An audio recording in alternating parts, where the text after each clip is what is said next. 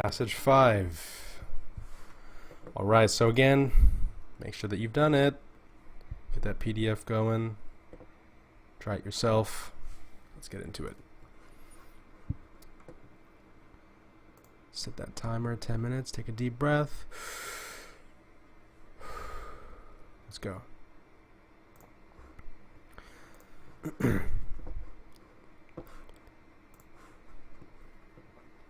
So it looks like you have habit change, self-observer, internal dialogue, habit formation, habit. So it seems like definitely like a psychology type of a passage. Psychology. So yeah, let's try and see whether or not it is social sciences or if it'll have more of an opinionated thing. We'll dive into the concluding sentence here. Adding in the necessary effort to bolster the internal dialogue that occurs in the minds of a self-observer during an event where they succumb to a bad habit should not, here we go, have any less acceptance than the determination of the environment, habits, and expected outcomes during self-observation. Okay, so it definitely does fit the mold of a typical psychology, typical social science passage where it doesn't have any hierarchy. It's just sort of saying, hey, don't forget, this thing is just as important as this thing. Okay, so what is that thing that is just as important? That bolstering the internal dialogue that occurs during an event where they succumb to a bad habit. So what that internal dialogue is when this person succumbs to a bad habit is just as important to bolster as or should be accepted as the determination of the environment, habits, and expected outcomes during self-observation. Okay, great. So substituting the phrase "why bother" with "it takes time" is, at the very least, a more effective interpretation to use during the process of habit change.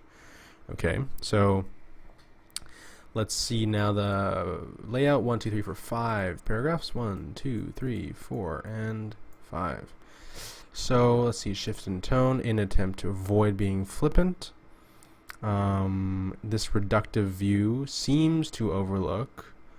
Okay, and then one common practice for overcoming is this. So this definitely seems like context. So I'm going to say that the first shift in tone is probably somewhere over here. It talks about being, seems. So that seems to be a setup for a shift in tone. So I'd say the first shift in tone is somewhere around here, which means this is context, this is some proof, and this is the, of course, conclusion.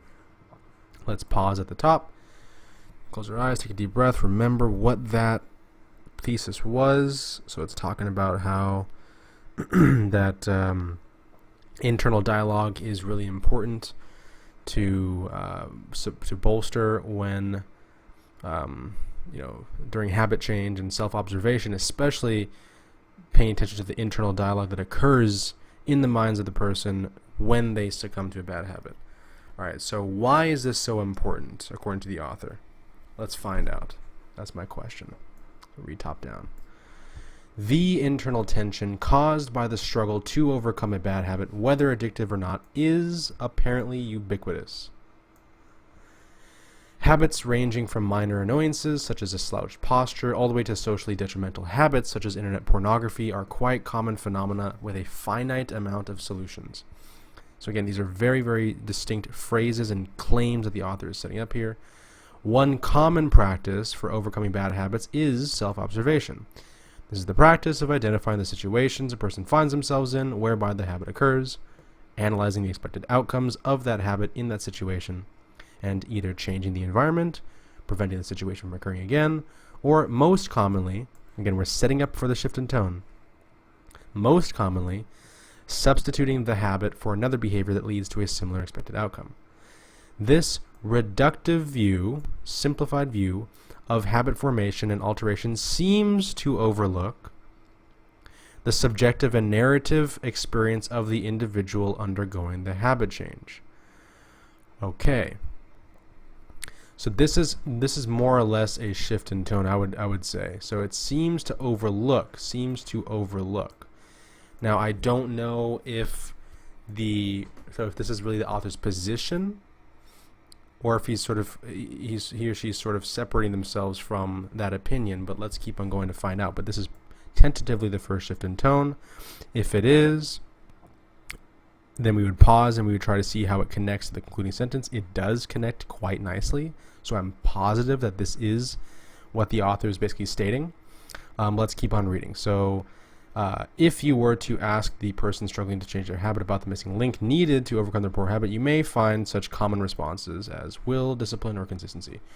Now, while these may seem to be straightforward to accept, they are vague, there's a shift in tone, and intangible concepts that have difficult time translating into action. That's a shift in tone.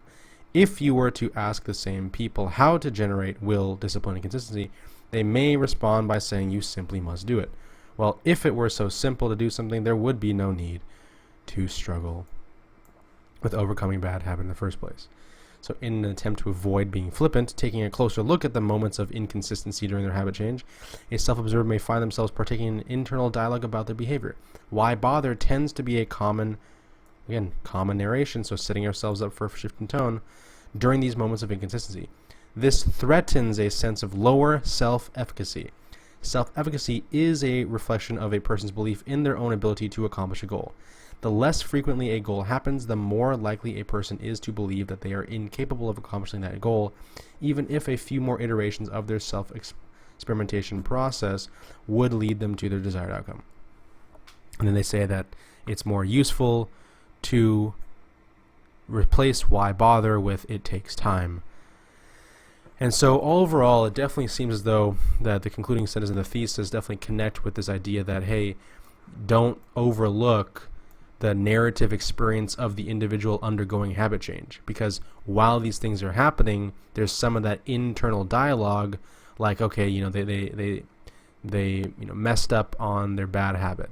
Well, then they say, well, why bother, right? It's like, well, what's the point? I'm not going to do it, right?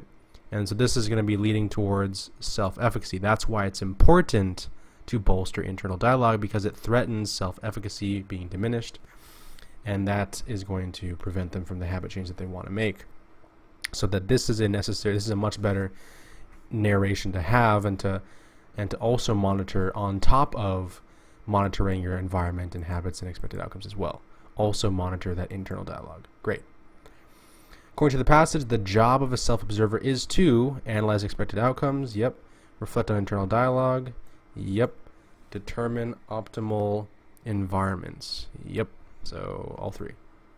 What would be the most likely response from the author to someone attempting to study their own behavior who focuses on the concepts of will, discipline, and consistency? Well, again, they mention will, discipline, and consistency over here, saying that it's vague and that you should take a closer look. So what would be the most likely thing? Follow intuition until you achieve your desired outcome. Not necessarily. Be cautious not to oversimplify those terms so as to not be instructive in action. That's definitely seems to be much better than A. Abandon those concepts because they're too vague. Well, we're not saying to abandon them, right? We want to actually avoid being flippant. We don't just want to cast it off casually. That's what flippant means. And so abandoning it is not the right thing. So B versus D, the outcomes of your actions are predetermined, so there's no reason to try. What the heck? That's not even at all talked about. So B is right. What is the role of the initial use of the phrase why bother in paragraph 4? So we located it, and then we look at, and it says, let's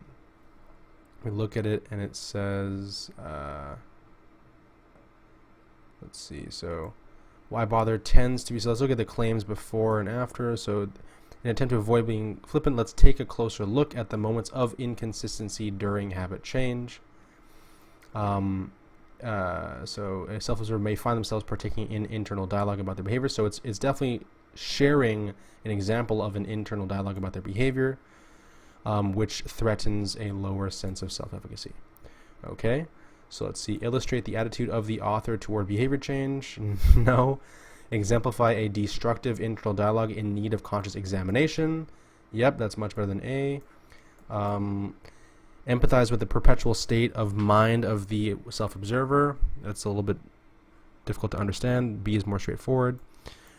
D says provide context for the claims made in the concluding paragraph. And again, that's way too far detached from the usage of the example. So most likely, that's the role. What is the main argument of the passage? Internal dialogue and environment are both necessary components to analyze during self-observation. Yep, so again, hey, don't forget about this. This is also important, but don't forget about this. So that's pretty good. I'll select that. What is the author's attitude toward the usage of examining environments, habits, expected outcomes during self-observation? Again, it's not saying that these things are not important. It's saying that internal dialogue is also important. So it's not doubtful. These are negative, right? So it's not negative. This is neutral. So it's kind of neutral, but it's actually mildly supportive. Seems to be a bit more accurate, because it does say that they're all also necessary, right? It says that they're also, it should not have any less acceptance, right? So it's definitely accepted. It's just not really the focus. Okay, so just about a few seconds overtime there, which is not bad. Let's slow down and analyze what we did there. So the passage was initially, as we saw, it seemed to be about psychology, habit change, behavioral psychology type of passage.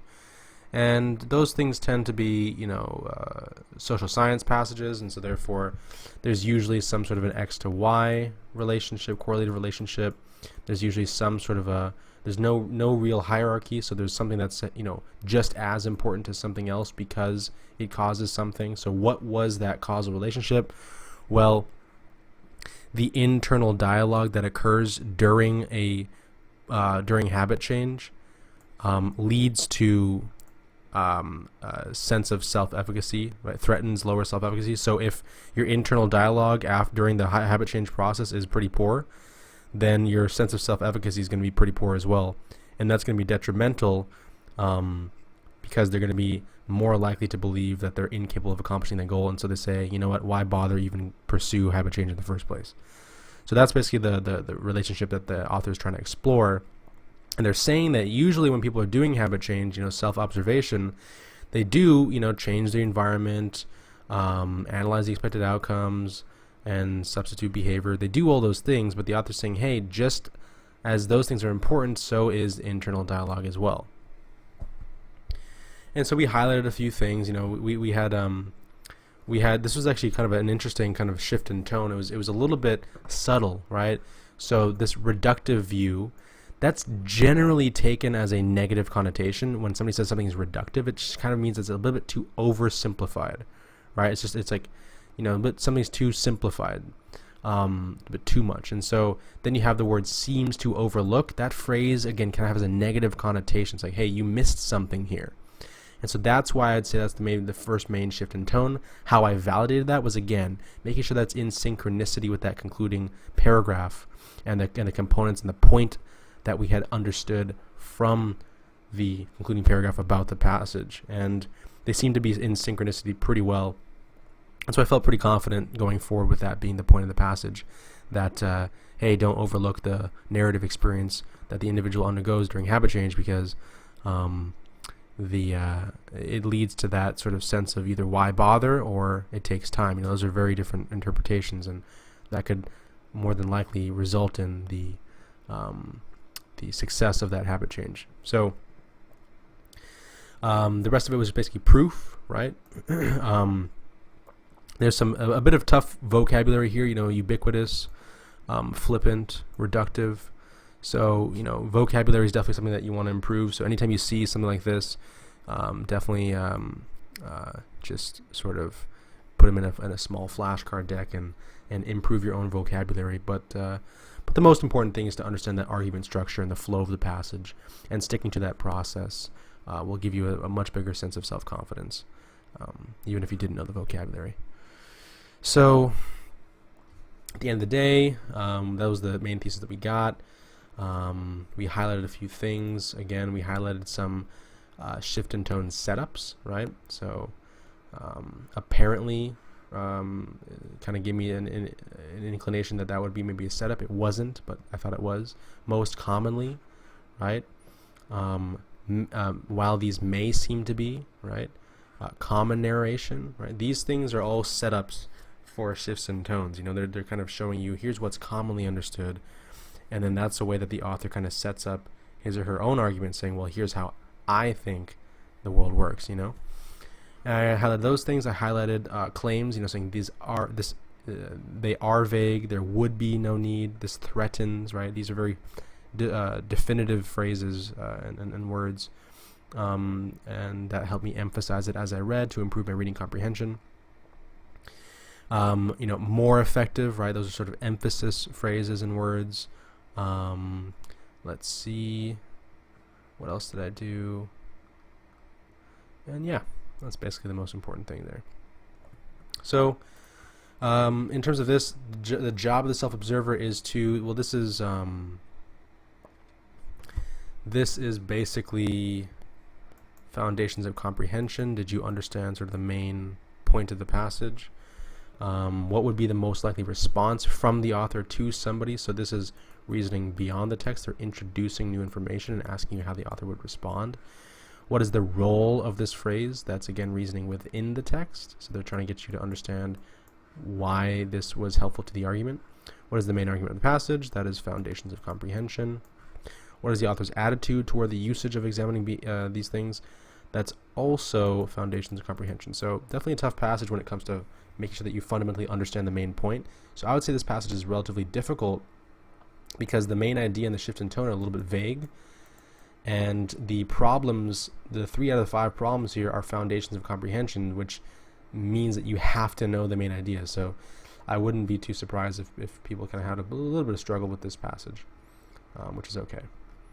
So how I approached it. Well, again, the job of the self-observer, we know this directly from the passage. Again, whenever you have this phrase that says, according to the passage, really try not to make any sort of implications. Again, the main thing when it comes to answering, just remember those 4 letters, MSLR, right? Most support, least rationalization. Don't go too far off into your own dreamland and think about what things might be. Stay right rooted in the passage, especially for these problems. So did it say that this is what happens? Yes. Did it say that this is what the author thinks should happen? Yes. And did it say that this is what also should happen? Yes, right? So very straightforwardly, boom, boom, boom. The most likely response for someone attempting to study their own behavior who focuses on these concepts, right? So again, if it says what's the most likely response, we're not rationalizing, we're not trying to think about anything else, we're trying to utilize what's specifically in the passage. So we ask ourselves, what specifically was in the passage about will, discipline, and consistency that we could know? And we know that the author thinks that those things are vague, right? But that in order to avoid being flippant, it doesn't want to cast it off altogether. You should take a closer look at those moments, and you'll find that that's basically what you want to do, right? Is when you are inconsistent, right? When those things happen, take a closer look, right? What really is will? What really is discipline? And the author's trying to say that you'll find the answers to those vague concepts by just diving into your own internal dialogue. That's where the answer is found.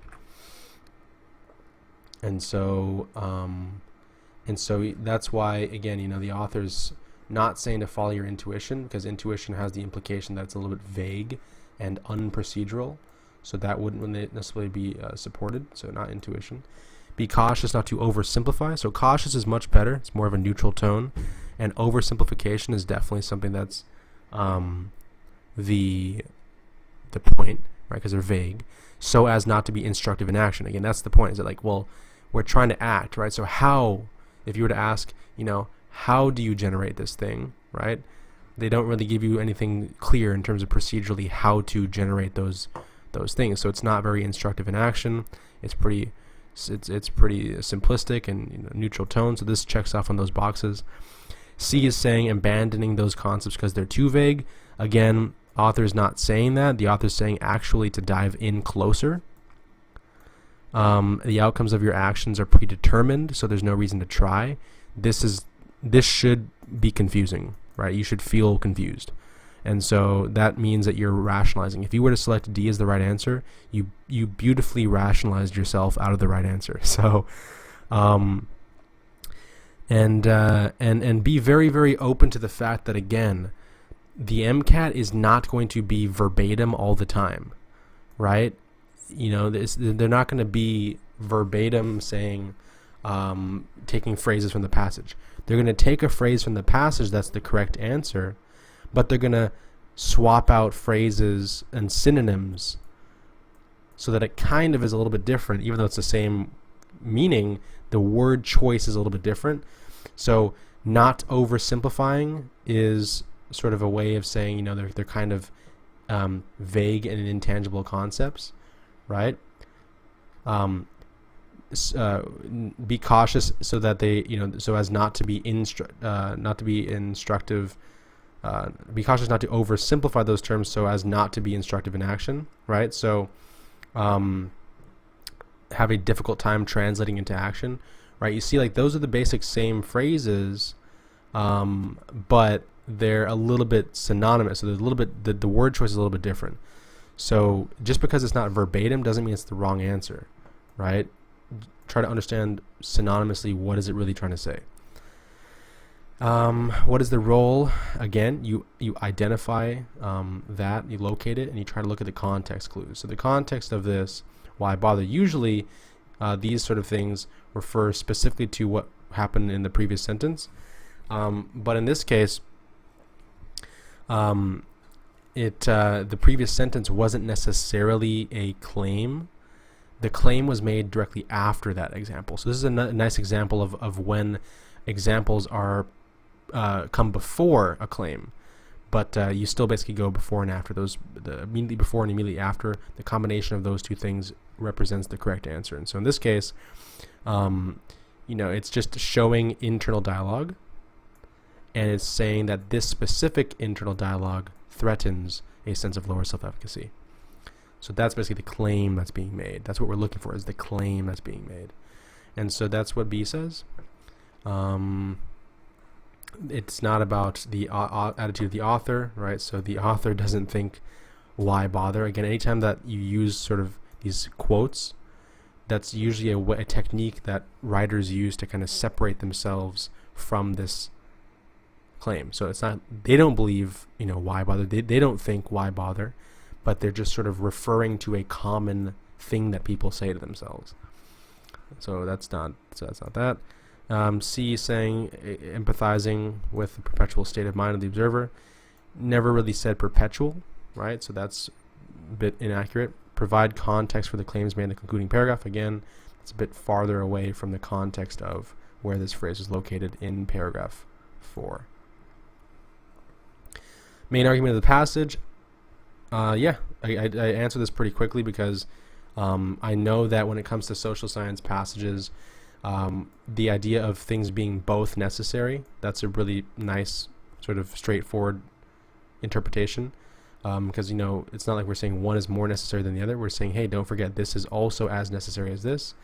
And just to have some proof in the passage, it says, hey, internal dialogue should not have any less acceptance, right? Should not have any less acceptance. That's the same thing as saying should have just as much acceptance.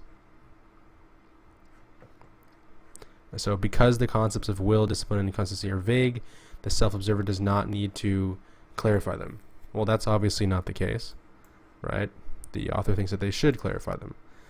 A self-observer should not allow their sense of self-efficacy to diminish, right? And this is a tricky one, right? A self-observer should not allow their sense of self-efficacy to diminish. And I don't know if this is necessarily a claim that was specifically made, because again, that's a strong phrase. That's a normative phrase. Should not allow. That's not what the author was saying. I mean, I think that the author only said that, hey, monitor your internal dialogue, because if your internal dialogue says why bother, then that may threaten the diminishing, the lowering of your self-efficacy. But they never said that, hey, you shouldn't allow this to happen. I don't think that was ever a claim that was made. A versus D, the less frequently a goal happens, the more likely a person is to believe that they are incapable of accomplishing that goal. That was a claim. That was definitely part of the author's argument, but it was not really the main part. And again, the main part has to do with the combination, the synchronicity between the claim made in the first shift in tone as well as the concluding paragraph. and this was somewhere in the proof, in the middle, which is not necessarily the main thing. It's just part of the support. All right, excellent. Oh, one more problem. Sorry about that. So what is the author's attitude toward the usage of examining environments? So again, right, so because they're saying that they're both necessary components, the idea is that it's going to be it's going to be tending towards the neutral end. So because these two things are negative, we go ahead and just cross those off right away. And this is the tricky part, right? Neutral versus mildly supportive. I like the word mild. Mildly supportive is more accurate for this because, again, the author does say that they're just as acceptable.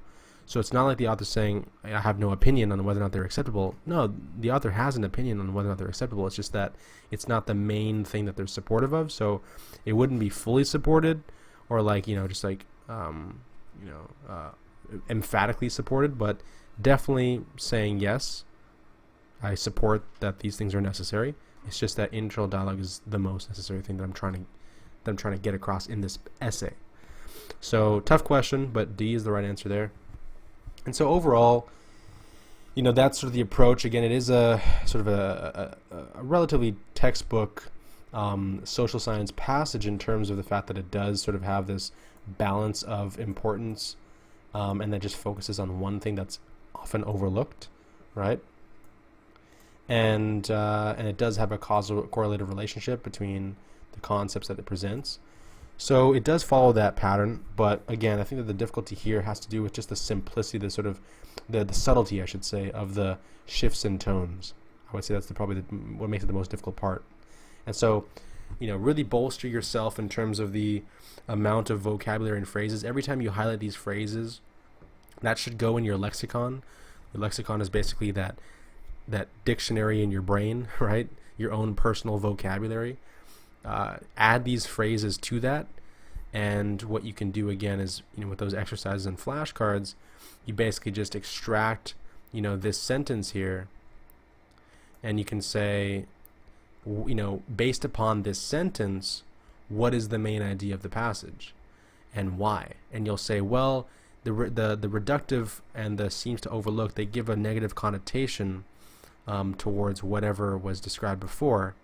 And so therefore it seems that because they're overlooking this, that maybe the author is saying that this is the most important thing to undergo, and that we would have to validate it by seeing how in synchronicity it is with the concluding paragraph, which indeed it is, because it also says that, hey, don't forget about internal dialogue, which is the same thing as narrative experience. All right. And again, keep on memorizing those problem types, and if you have any questions on top of that, post them in the community, and I will see you in the next video.